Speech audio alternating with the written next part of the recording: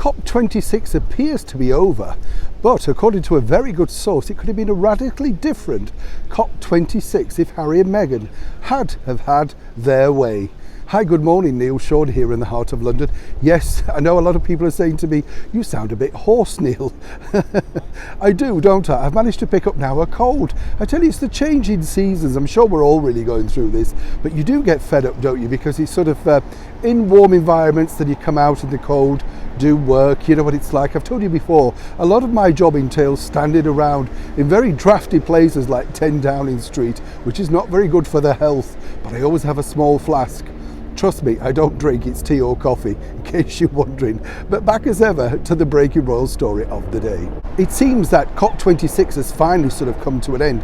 I don't really know about you, but I'm really sort of lost as to what it was truly all about. It did seem to be a lot of very influential people turning up in private jets and cars and stuff, making statements and then hopping back into private jets and cars and disappearing, you know. And then of course there was Greta.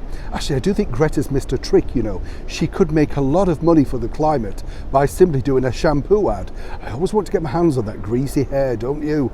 Really, do something about it, Greta. Trust me, not a good look when you're leading marches. But back to the royal story of the day. This is a rather serious story, in fact, because it centres on our favourite two royals, oh yes, Harry and Meghan, and simply because, as you know, they were not invited because it was just senior members of the British royal family. But that really didn't stop the twosome deciding that they could have an input. Now, according to a very good source, and I always have to say here on the show, allegedly, Harry and Meghan offered to send a video. They love doing videos, don't they? Have you noticed? Any chance to get on that Zoom button and they're there. And it's interesting because they wanted to just offer not necessarily a political statement, but their good wishes, you know, wishing people who were attending, all that sort of stuff. So we can't knock them for that. They were good intentions. Now, apparently the organisers of COP26 were very keen. And it was at the very early stages, so it wasn't quite broached, of course, with His Royal Highness Prince Charles, or indeed His Royal Highness Prince William. Would have loved to have seen their faces if they'd actually got around to broaching this. But this is where it all went wrong, as ever, for Harry and Meghan. The bigger problem for Harry and Meghan at COP26 was simply this. Once our gracious Majesty the Queen had decided to pull out, then, of course, the next stage was to have our Majesty, our monarch, should I say, record her own personal tribute. And what a speech it was. I think she is terrific.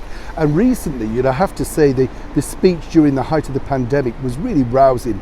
And I did think, you know, made people feel safe and secure. I know people sneer and laugh, but it's what actually people want. You do want some leadership. And as she famously spoke now in the COP26 video, she'd met quite a few leaders in her time, so she does know a lot about it.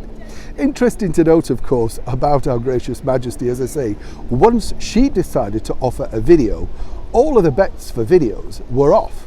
And this is going to be the problem, of course, for Harry and Meghan moving forward, alongside Prince Charles, Camilla, Catherine and William, because they will always have the seniority over Harry and Meghan.